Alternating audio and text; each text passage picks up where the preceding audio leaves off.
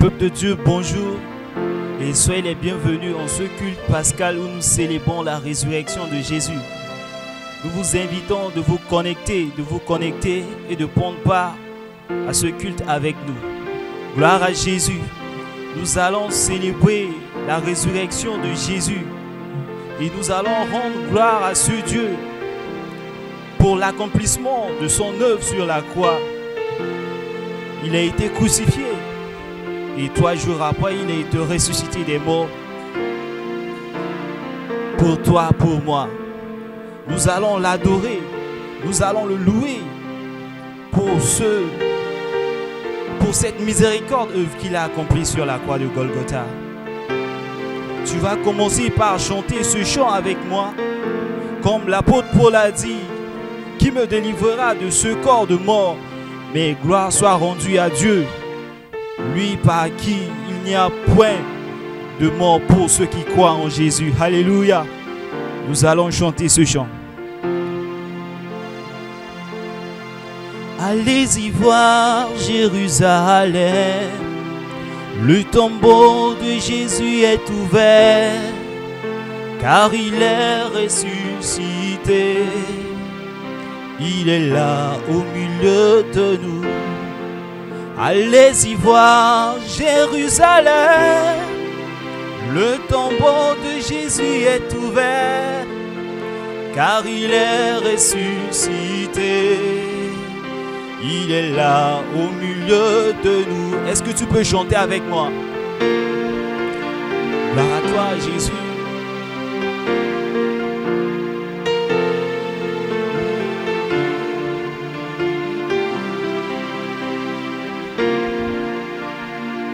Allez-y voir Jérusalem, le tombeau de Jésus est ouvert, car il est ressuscité.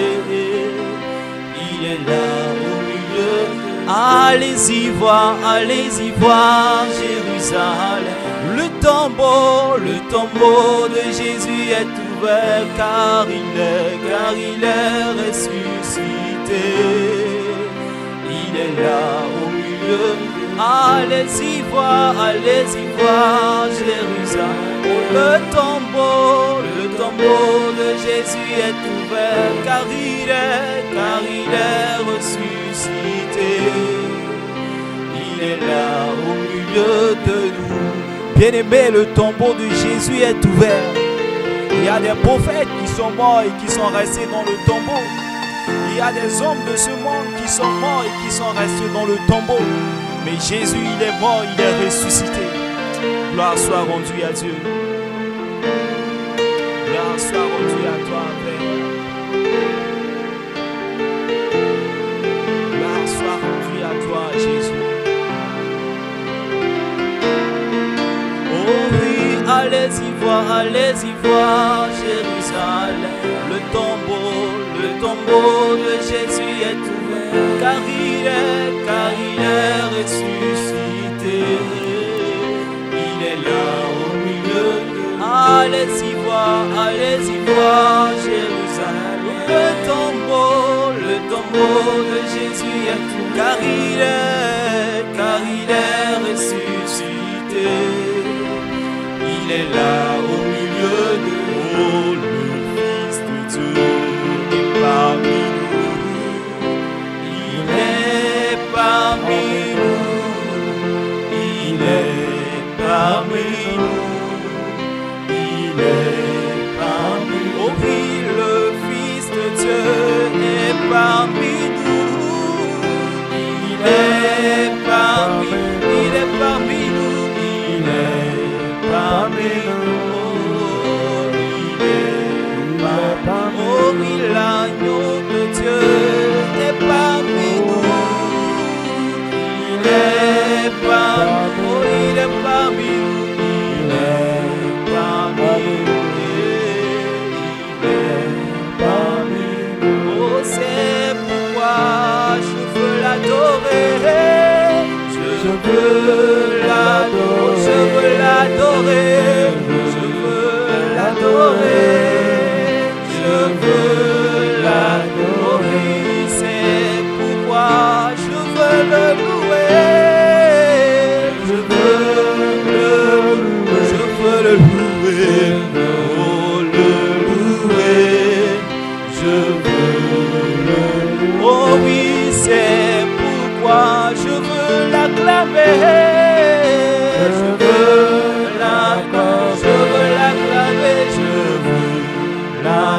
l'acclamer, je veux l'acclamer. Oh oui, c'est pourquoi je veux l'adorer. Je veux l'adorer, oh, je veux l'adorer, je veux l'adorer, je veux l'adorer. C'est pourquoi nous voulons t'adorer, Seigneur, parce que tu n'es pas resté dans le tombeau. Tu es ressuscité, Jésus. Tu es ressuscité avec ma bénédiction. Mon frère, tu vas élever ta voix là où tu es, dans ta maison. Tu vas commencer par bénir le nom de ce Dieu puissant, ce Dieu puissant, celui qui, le seul qui a vaincu la mort. Commence par l'adorer dans ta maison. Tu peux te mettre dans la position où tu veux. Tu peux même t'allonger pour adorer ce Dieu, pour témoigner, pour reconnaître sa résurrection. Il est ressuscité, il est vivant. Ce Dieu est vivant. À toi la gloire, Seigneur.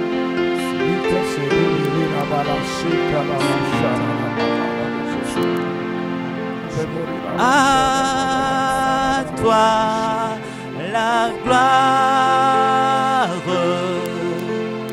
ô ressuscité.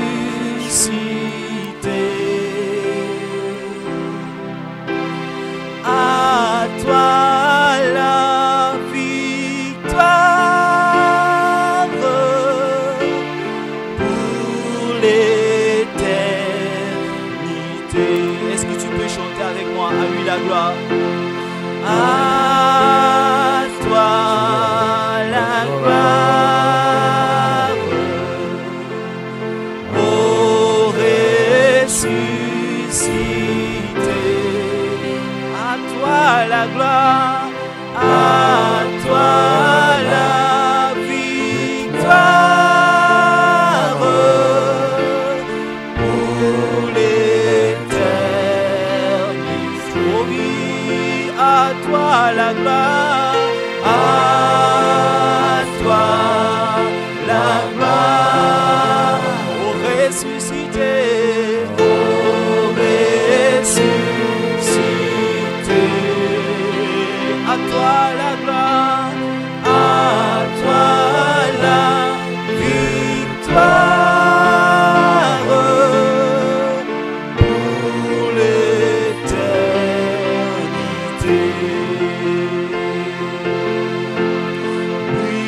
Brillante lumière, l'ange est descendu. Il roule la pierre du tombeau vaincu. À toi la gloire, à toi la gloire, ô ressuscité, ô ressuscité. À lui la gloire, à toi la victoire pour l'éternité. Oh, à Jésus la gloire. Chantez à toi la gloire, avec mon Seigneur, à toi la gloire. À toi la gloire, ô ressuscité.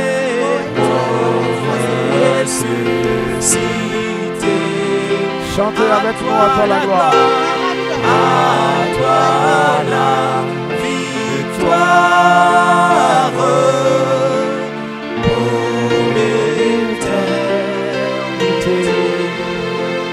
Jésus, à toi la victoire. À Jésus la gloire. À toi la victoire. À toi la gloire, Seigneur. Tu es le roi des rois et tu es le Seigneur des seigneurs. Tu es sorti vainqueur. Tu es sorti vainqueur. Tu es le triomphateur de la mort. Tu as surmonté les séjours des morts. Nous te célébrons, Seigneur. Tu as dompté la mort. Oh mort, où est ta victoire? Ta victoire a été engloutie. Nous te magnifions, Seigneur. Nous te célébrons, Seigneur. Adorez le Seigneur ressuscité avec nous. Adorez le roi des rois avec nous. Le Fils de Dieu, le Tout-Puissant. Nous t'élevons, nous te magnifions. Nous te glorifions, Seigneur. Sois béni à jamais. Sois célébré à jamais. Ton nom est glorifié. Ton nom est exalté. Tu es souverain, Jésus-Christ. Tu es assis au-dessus des trônes, au-dessus des autorités, au-dessus des dignités, au-dessus des dominations. Nous t'élevons, Seigneur. Nous te glorifions, Seigneur. Merci pour ce jour qui marque le commencement de la nouvelle créature, qui rend possible et efficace le calvaire. À toi la gloire. Règne en nous davantage. Règne dans les maisons, Seigneur. Règne sur toutes choses, Papa. Au nom de Jésus de Nazareth. Amen et amen et amen. Nous rendons gloire à Dieu. Nous bénissons son nom pour ce merveilleux jour où nous serons ensemble pour partager l'adoration, partager la parole de Dieu. Cette communion sera heureuse. Surtout que c'est en mémoire de la résurrection de notre Seigneur Jésus-Christ. À lui la gloire. À lui la gloire. Bien-aimés, avant de me lancer dans le message, je voudrais vous inviter, s'il y a des amis qui ne sont pas encore connectés, informez-les. Informez-les. Nous sommes sur YouTube, EEMD TV. Ils peuvent se connecter maintenant. Et maintenant, nous sommes encore sur Facebook. Église évangélique des messagers de Dieu.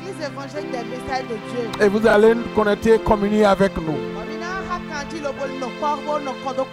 Et le thème que je vais partager avec vous, c'est la révélation de la résurrection de Jésus-Christ. La révélation de la résurrection de Jésus-Christ. Vous savez, la Pâque implique 3 événements fondamentaux. Il y a la mort de Jésus-Christ, il y a son ensevelissement et il y a sa résurrection. Et ces 3 événements ont 3 portées différentes. Ces événements ont leur portée historique. Ça veut dire quoi? C'est des faits qui se sont déjà passés. Et ils ont aussi leur portée de révélation. C'est-à-dire quoi? Ceux-là qui peuvent s'approprier de ces événements par la foi aujourd'hui même.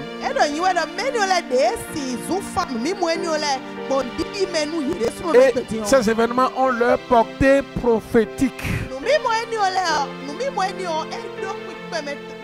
C'est-à-dire leur portée éternelle. Même après nous, même après demain, ces événements continueront à avoir leur effet et leur portée.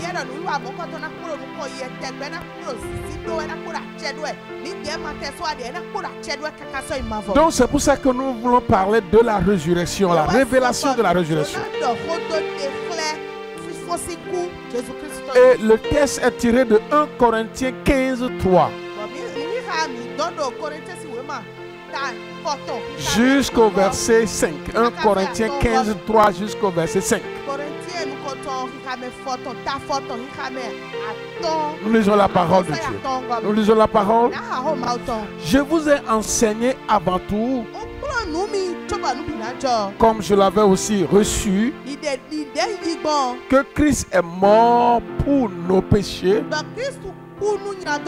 selon les Écritures, qu'il a été enseveli et qu'il est ressuscité le 3e jour selon les Écritures, et qu'il est apparu à Céphas, puis aux 12. Je reprends cette lecture biblique tirée de 1 Corinthiens 15, 3 à 5. Je vous ai enseigné avant tout comme je l'avais aussi reçu, que Christ est mort pour nos péchés, selon les Écritures, qu'il a été enseveli et qu'il est ressuscité le troisième jour, selon les Écritures, et qu'il est apparu à ses faces, puis aux 12. Alléluia. Gloire à Dieu. Voilà les trois événements. Christ est mort, enseveli et ressuscité. Bien-aimé, la vie de Christ est miraculeuse. C'est vrai, sa naissance est miraculeuse. Chacun de nous est né aussi, même si ce n'est pas de la même manière. Sa vie de miracle est aussi connue de tous. Tout le monde vit et connaît aussi des miracles. Sa mort est connue de tous. Même si c'est une mort qui n'est pas ordinaire. Mais tout le monde meurt. Mais la seule chose qui est cruciale, qui touche dans la vie de Jésus-Christ, qui marque la différence de la vie de Jésus-Christ, c'est sa résurrection. Le fait qu'il est revenu vainqueur des morts. La résurrection signifie revenir de la mort, ramener de la mort à la vie. Christ est mort et il est ressuscité. Il est revenu à la vie. C'est de ça qu'il s'agit, bien-aimé. Gloire à Dieu. Alors nous avons des spéculations, des idées qui ont paru dans les télévisions, dans les informations, que Christ n'était pas réellement mort.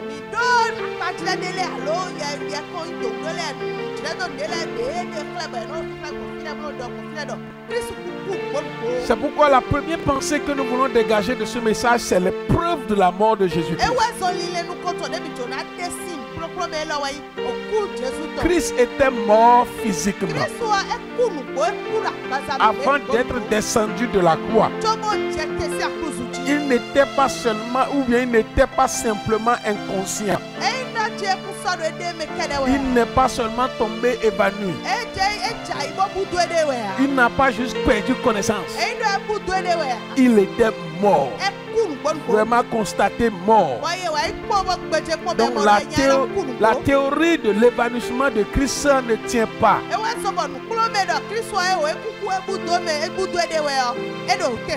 Parce que les gens ont tout fait pour montrer ou bien pour vouloir démontrer que Christ n'était pas vraiment mort. Mais c'est un mensonge. Première chose, première preuve. Les soldats qui étaient des ennemis de Christ l'ont déclaré mort. Et ces soldats auraient été sévèrement punis pour ne pas se rassurer qu'il est mort avant de le dire. Si vraiment il n'était pas mort, ils seraient vraiment punis par leur patron.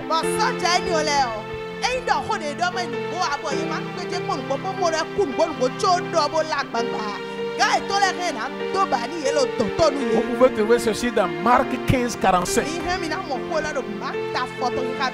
Jean 19, 33. Les soldats ont déclaré que Christ est mort. Deuxième preuve que Christ était mort corporellement. Le sang et l'eau qui ont coulé de son côté sont des indications médicales de la mort physique.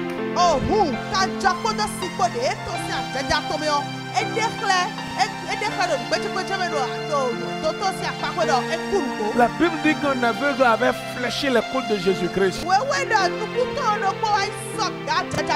Et l'eau était sortie. Et puis le sang aussi était sorti. Ce sont des preuves que quelqu'un est mort sur le plan médical. Preuve médicale de la mort physique de quelqu'un.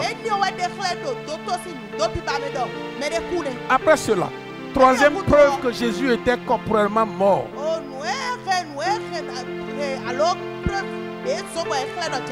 Après avoir été enlevé de la croix, il a été préparé pour l'enterrement et englouti dans la tombe, éliminant toute possibilité de recevoir des soins médicaux plus tard.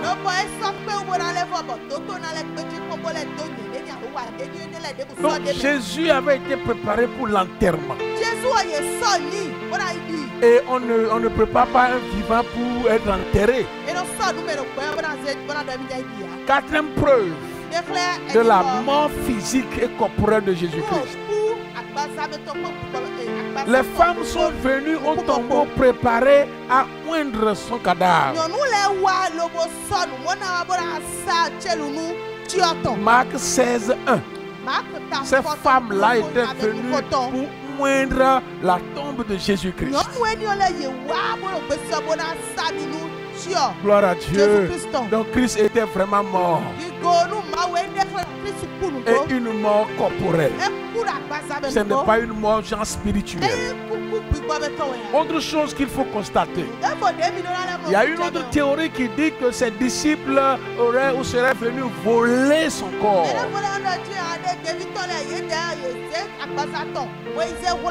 Donc les disciples ne pouvaient pas venir voler le corps de Jésus-Christ, comme certaines personnes le prétendent. Il y a des choses à considérer pour rendre nulle cette théorie. Première chose, avant même la mort de Jésus-Christ, ses disciples l'ont abandonné. Comment ces disciples qui avaient déjà peur et qui ont fui leur maître avant même sa mort pourront rassembler leurs forces et oser défier ces soldats romains pour venir voler le corps de leur maître? Cette théorie ne tient pas non plus. Le chef audacieux des disciples, c'était Pierre. Lui, il avait renié Jésus la nuit même. Il a renié 3 fois avant la mort de Christ. Comment celui-là pourrait regrouper sa force, réunir sa force, défier ces soldats romains? Lui qui niait Jésus devant une petite fille. Cette théorie qui dit que les disciples auraient volé Jésus-Christ, ça ne tient pas. Troisième preuve que cette théorie ne tient pas. Le tombeau a été scellé par le sceau impérial de Rome.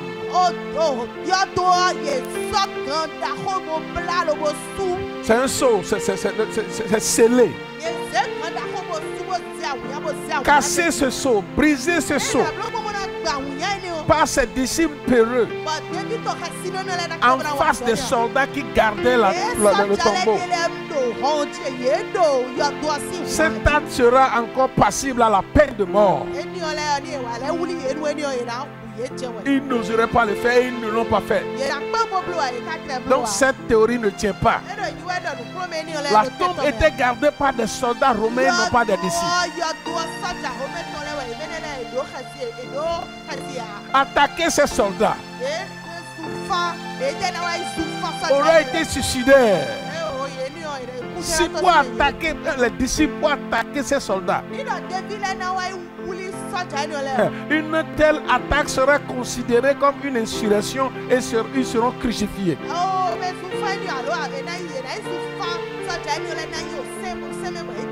Bien-aimé, Jésus était mort corporellement. Les disciples qui ont enterré Jésus, il y a Joseph d'Arimathée et il y a aussi Nicodème.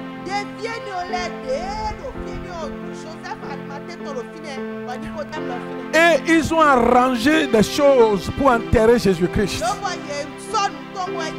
dans un endroit ou dans un tombeau qui coûte cher. Si c'est pour chercher le corps ou pour voler le corps, pourquoi ils vont chercher un tombeau qui coûte cher, des lins pour emballer son corps, etc.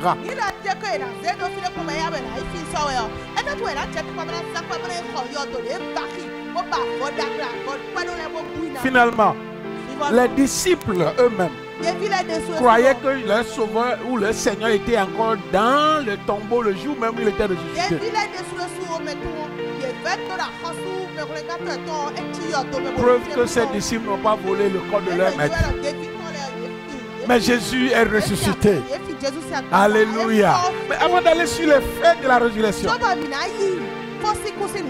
c'est que cette mort est une mort expiatoire. C'est la mort qui a amené à l'apogée la mort expiatoire. C'est-à-dire Jésus est mort pour expier, pour porter le péché de l'homme.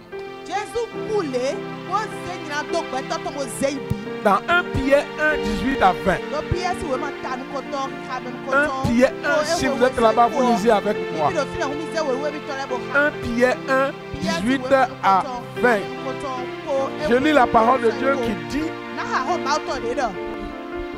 sachant que ce n'est pas par des choses périssables, pas de l'argent ou de l'or, que vous avez été rachetés de la vaine manière de vivre que vous avez hérité de vos pères, mais par le sang précieux de Christ, comme d'un agneau sans défaut et sans tache, prédestiné avant la fondation du monde et manifesté à la fin des temps à cause de vous. La Bible dit à cause de vous. Oh, Christ est mort à cause de toi. Il est mort pour porter ton péché. Il est mort pour porter ton châtiment. Il est mort pour faire le chemin entre toi et Dieu. Il est mort pour détourner la colère de Dieu de nous. Il est mort pour finir avec la malédiction sur notre vie. Dans Apocalypse 5, le verset 9, ma Bible déclare, lisez Apocalypse 5, verset 9 avec moi. Et il chantait un cantique nouveau en disant: tu es digne de prendre le livre et d'en ouvrir le sceau, car tu as été immolé et tu as racheté pour Dieu par ton sang. Tu as racheté pour Dieu par ton sang des hommes de toute tribu, de toute langue, de tout peuple et de toute nation. À la mort, Jésus a versé son sang pour racheter les hommes. Et c'est pourquoi il est dit.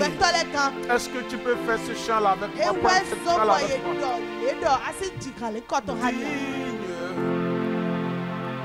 Tu es digne. Roi des rois. Chante avec moi. Chante avec moi. Tu es digne. La Bible dit dans l'Apocalypse, tu es digne.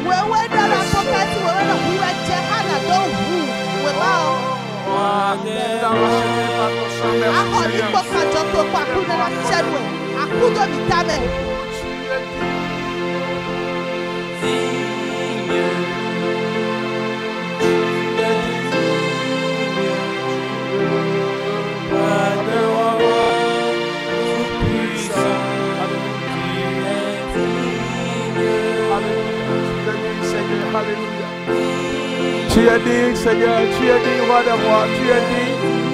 Oh, roi des rois. Alors, maintenant que nous sommes convaincus par les Écritures que Christ est mort corporellement,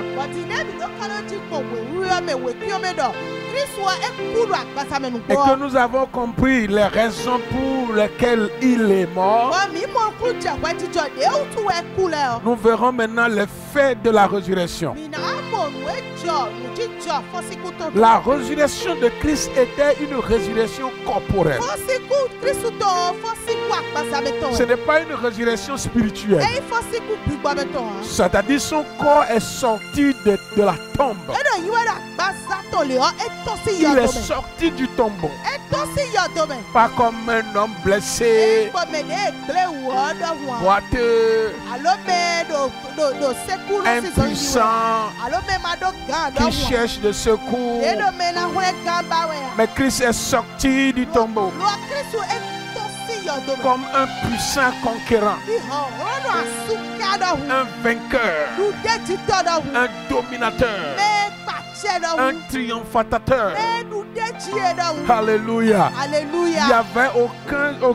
Il n'y avait aucune séquelle terrible sur Jésus quand il sortait de la tombe. C'est une preuve de la victoire. La victoire sur le diable. La victoire sur la maladie. La victoire sur le péché. La victoire sur la mort. Et l'espoir pour les hommes. Alléluia. Christ avait personnellement déclaré avant sa mort qu'il ressuscitera. Gloire à Dieu. Vous voyez, voici quelqu'un ici. Dans Jean 10, il a dit: j'ai le pouvoir de donner ma vie. Et j'ai le pouvoir de reprendre ma vie. Ça veut dire quoi? J'ai le pouvoir de mourir. Et j'ai le pouvoir de ressusciter. Bien-aimés, écoutez bien ces messages. Maintenant que vous êtes à la maison, et aller dans le temple n'est plus une preuve qu'on est chrétien. La preuve que vous êtes enfant de Dieu, c'est de garder ses enseignements, c'est de croire ses vérités, et c'est de vivre ses vérités. C'est pour ça qu'il faut écouter ses enseignements. Christ avait déjà dit: je mourrai et je reviendrai à la vie. Wow. Avez-vous rencontré quelqu'un une fois comme ça qui vous a dit de son vivant qu'il va mourir et qu'il va revenir à la vie? Jésus l'a dit. Wow. Jésus l'a dit. Et il est ressuscité vraiment. À lui la gloire. Deuxième fait de la résurrection. Les anges qui étaient au tombeau ont déclaré qu'il avait été ressuscité. Dans Luc 24, 6 à 8, vous verrez ça. Le tombeau était vide. Le tombeau était vide. Bien-aimés, nous sommes africains. Ou, en tout cas, la majorité de ceux qui me suivent est africain. Vous savez, et nous avons peur de la mort. Certains ont peur d'aller au cimetière. Et ici nous parlons d'un mort qui est revenu en vie. Jésus de Nazareth. Il est vraiment le Seigneur. Il est le roi des rois. Il est le Tout-Puissant. C'est lui seul qui est digne de recevoir notre adoration. C'est lui seul à qui nous devons dédier notre vie. Le tombeau était vide. Les vêtements funéraires étaient laissés tomber. Dans une minute seulement. Gloire à Dieu. Les liens sont tombés, les liens sont tombés, les liens sont tombés. Le lin est resté là. Et je prophétise sur quelqu'un. Tout ce qui te lie, tout lien de mort, au nom de Jésus-Christ, tombe maintenant. Tombe maintenant. Les gens croient célébrer ton funéraire. Fais des cérémonies funéraires pour toi. Aujourd'hui, j'annonce ta délivrance. J'annonce ta résurrection. Dans le nom de Jésus de Nazareth. Alléluia. A déclaré que le tombeau était ouvert et était vide. Jésus est ressuscité. Troisième fait de la résurrection. Le Christ a déclaré. Il a dit qu'il était os et chair. éliminant la théorie de l'esprit qui serait ressuscité. Ou bien théorie de la vision. Christ est ressuscité, mais c'est en vision qu'il faut le voir. Les gens pouvaient voir le corps de Jésus après sa résurrection. Il s'est apparu aux 5 femmes et qui l'ont touché comme ça. Après sa résurrection, les femmes ont touché Jésus. Ils ont touché son corps après. Il a mangé avec ses disciples après sa résurrection. Ce serait possible si Jésus n'était que chair. Un esprit ne pourra pas manger avec une chair. On ne peut pas manger avec une chair. Vous pouvez lire ça dans Luc 24, 41 à 45. Son corps était décrit en détail après sa résurrection. Pendant que nous faisons des preuves, nous vous donnons les preuves de la résurrection corporelle de Christ. Dans l'histoire de la Bible, il y avait beaucoup de résurrections. Dans l'Ancien Testament, vous allez voir le fils de la veuve de Sarepta. Toujours dans l'Ancien Testament, le fils de la femme Sunamite est ressuscité aussi. Dans le Nouveau Testament, la fille de Jairus était ressuscitée. Mais la différence, Lazare était ressuscité. Vous connaissez l'histoire de Lazare. Mais la différence de ces résurrections, ces hommes étaient ressuscités et sont encore morts. Mais Jésus, il est ressuscité et il ne meurt plus. Gloire à Dieu. C'est la différence de la résurrection de Jésus-Christ. Que signifie cette résurrection pour nous? La première signification, c'est que nos péchés sont vraiment pardonnés. La résurrection de Christ est la preuve que Christ est mort effectivement pour pardonner nos péchés. Paul a dit, si Christ n'était pas ressuscité, ça veut dire que nous demeurions encore dans nos péchés. Et que nous, prédicateurs, nous sommes des menteurs. Parce que nous sommes en train de mentir sur le compte de Dieu. Que Dieu a ressuscité Jésus alors qu'il ne l'a pas fait. Bien-aimé, Christ est ressuscité. C'est la preuve que tes péchés sont pardonnés. Tout ce que tu as commis dans le monde, les fétiches que tu as adorés, l'idolâtrie ou la sorcellerie que tu as pratiquée, le maître que tu as fait, peu importe le péché, la résurrection de Christ prouve que Dieu t'a pardonné. Grand juge t'a pardonné. Le prix est payé 100%. Il a justifié cela. Il a montré qu'il a accepté cela par le fait qu'il a ressuscité Jésus de mort. Deuxième chose que cela signifie pour nous, c'est l'espoir. C'est l'espoir. C'est l'espoir. Quand les gens torturaient Jésus-Christ, ils croyaient que c'était la fin. Mais ce n'était pas la fin. Quand on le giflait, ils croyaient que c'était la fin. Quand on l'avait chargé de la croix, et fatigué, il tombait sur la voie. Les ennemis croyaient que c'était la fin. Quand il mourait à la croix, il priait, Père, tu m'as abandonné. Il croyait qu'il était vraiment abandonné. Quand il respirait, Père, je te remets mon esprit. Les gens croyaient que c'est fini. Quand on l'emballait par le lin, pour pouvoir l'enterrer, les gens croyaient que c'était fini. Quand on l'a enterré, on mettait une grosse pièce de seau.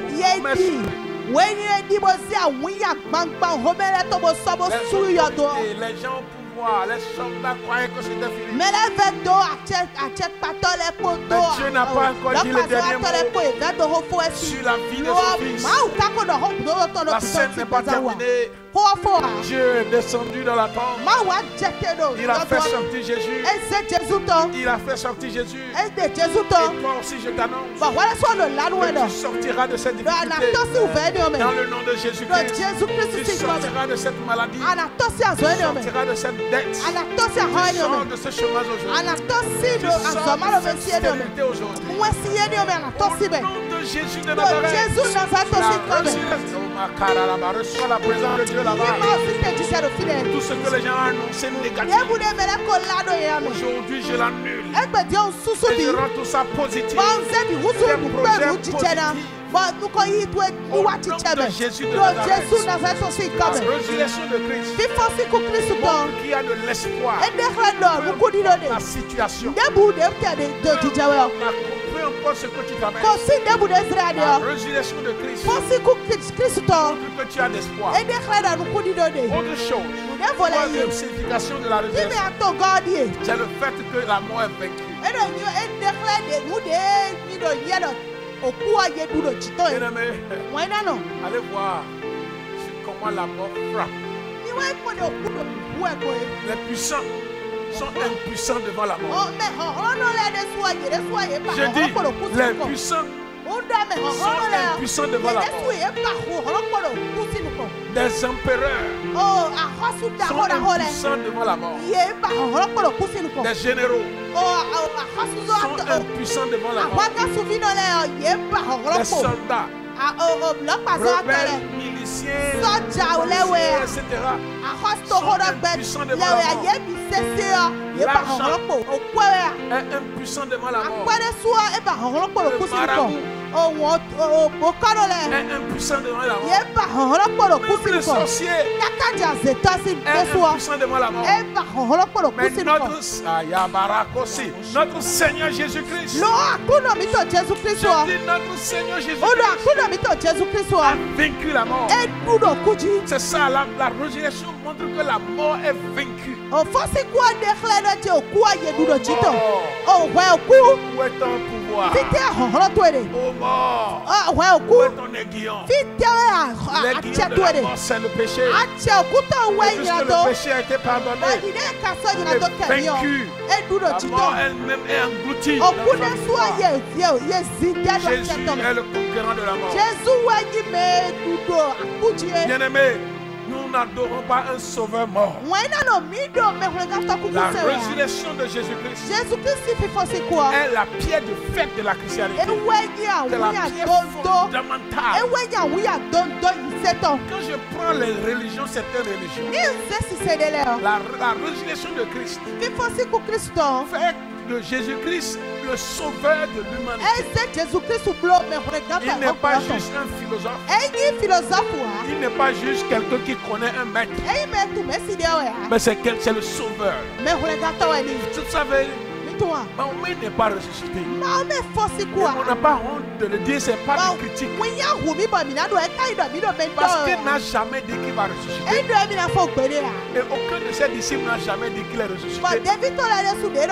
Donc c'est un fait qu'il n'est pas ressuscité. Et il n'y a pas d'argument dessus.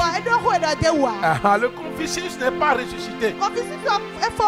Et il n'a pas dit qu'il va ressusciter. Et aucun de ses disciples n'a dit qu'il est ressuscité. Non, il n'y a pas de problème, c'est un fait. Tous ces maîtres et ces philosophes sont dans leur tombeau. Le Bouddha n'est pas ressuscité. Il n'a jamais dit qu'il va ressusciter. Et aucun de ses disciples n'a dit qu'il est ressuscité. Et il n'y a pas d'argument dessus, c'est un fait. Qu'il est dans son tombeau. Waouh, mais Jésus-Christ. Quelqu'un dit avec moi Jésus-Christ. Répétez avec moi Jésus-Christ. Il a dit qu'il va ressusciter. Il est ressuscité. Il ne meurt plus. Alléluia. Ça fait de la christianité la différence. C'est la vie que nous célébrons. Un tombeau vide, nous sommes assis sur un tombeau vide afin de célébrer notre Seigneur. C'est la preuve que les Écritures sont vraies. Quand vous voyez la Bible, vous pouvez croire en elle. Parce que les prophéties de l'Ancien Testament parlent de ça. Et c'est accompli. Nous avons preuve de croire la Bible. Gloire à Dieu. Et c'est la preuve également. Vous savez, la révélation de cette résurrection change tout dans la vie des croyants. Comment avoir cette révélation? Premièrement, c'est de croire et de recevoir Jésus-Christ. Croyez et recevez-le. Attachez votre vie à lui. Demeurez en lui. Aimez-le. Pratiquez ce qu'il vous demande. Car il est ce qu'il est. Il est le Fils de Dieu qu'il a dit qu'il est. Et Dieu l'a prouvé également. Alléluia. Attachez-vous à Jésus. Peu importe les vents qui souffrent. Peu importe les difficultés. Peu importe les annonces. Les informations. Attachez-vous à Jésus. C'est lui qui a quitté les cieux. Il est le vainqueur là-bas. Il est venu sur la terre. Il est le vainqueur sur la terre. Il est allé au séjour des morts. Et il a vaincu aussi le séjour des morts. Il reste où il n'a pas vaincu. Vous êtes avec lui. Vous vaincrez partout. Dans le nom de Jésus. La résurrection, quand nous avons foi en ça, ça nous transforme. Par la résurrection, nous sommes transformés. Les principes seuls ne peuvent pas transformer l'esprit de l'homme. Les principes peuvent améliorer la mentalité de l'homme. Mais seule la puissance de la résurrection transforme. La puissance de la résurrection nous donne la force et le revêtement de la puissance de l'homme. La résurrection de Christ prouve que quand nous aussi nous mourrons, nous ressusciterons corporellement. La résurrection montre que nous serons jugés. Pas Jésus-Christ qui est ressuscité.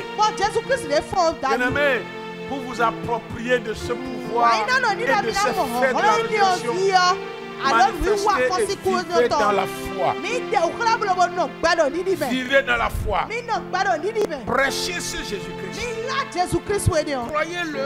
Vivez-le. Et prêchez-le. Vous allez voir ce pouvoir se manifester. Pendant que je finis, je vais prophétiser sur toi. Que la puissance de la résurrection descend sur toi, sur ta vie et dans ton corps.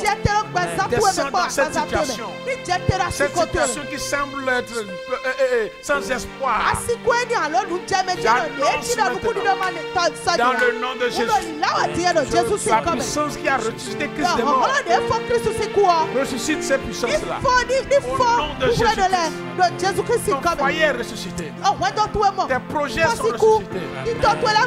Ton organe est ressuscité. Dans le nom de Jésus-Christ, la stérilité est brisée. Le chômage est brisé. Mon frère, je dis ce n'est pas fini. Tout enfer qui t'entoure, force de désespoir qui t'entoure, est brisé au nom de Jésus-Christ. Sois revêtu de la puissance d'amour. De nouvelles jours s'annoncent. Aujourd'hui c'est un nouvel jour. Jour de résurrection. Jour de transformation. Jour de miracle. J'annonce que cette maladie, la science dit qu'il n'y a pas de remède précis. Je le prends à la puissance de la résurrection de Jésus. Et je maudis sida. Je maudis le cancer. Coronavirus, je te maudis. Dans le nom de Jésus. J'ordonne la disparition de cette terre. C'est notre âge, l'âge de l'église. Ce n'est pas ton âge. Que tu sois chimique, que tu sois esprit, coronavirus, j'annonce, disparaît. Est-ce que tu vas adorer le Fils avec moi? Tu es le Dieu qui est et qui vient. Jésus. Adore le Seigneur, la prière de Jésus.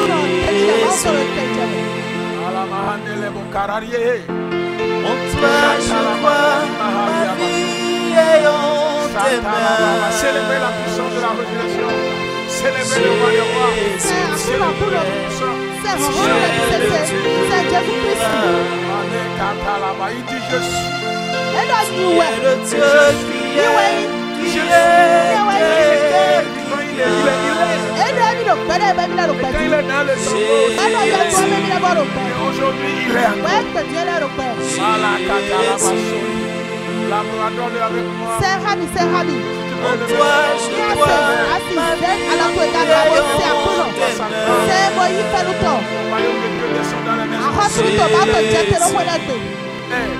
tu es le Dieu de miracles. Tu es Yahweh. Tu es Yahweh.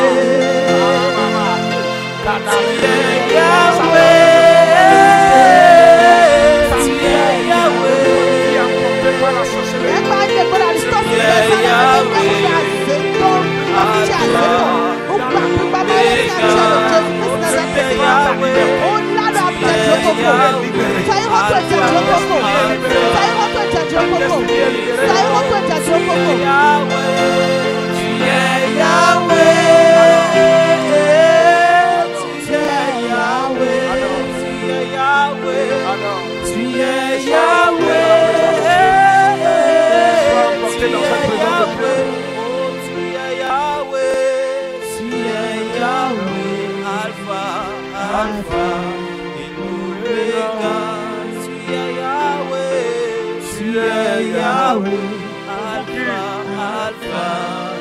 Vous avez suivi en ligne. Je voudrais vous donner l'occasion de recevoir Jésus-Christ. Si vous n'avez pas Christ, vous passez à côté de l'essentiel de la vie. Peu importe vos réalisations, peu importe vos statuts socio-économiques. C'est pour ça, ouvrez votre cœur pour recevoir Jésus. Et il est libre et il veut vous sauver. Déclarez avec vous. Croyez de votre cœur qu'il est votre sauveur et qu'il est votre Seigneur. Répétez après moi. Père Dieu, je te dis merci de penser à moi quand j'étais pécheur. Tu as donné ton Fils mourir pour moi et ressusciter pour moi.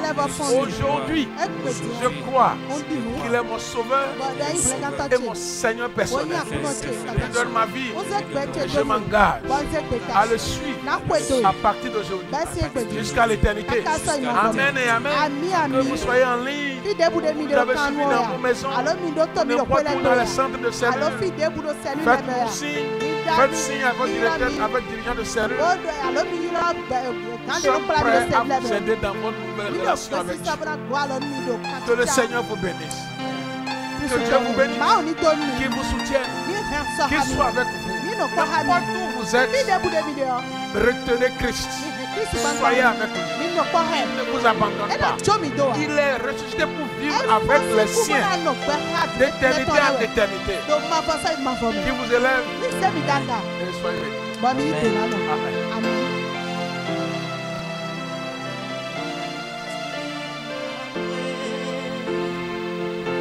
Tu es Yahweh, Alpha et l'Oméga. Tu es Yahweh, Alpha et l'Oméga. Tu es Yahweh, Alpha, Alpha et l'Oméga.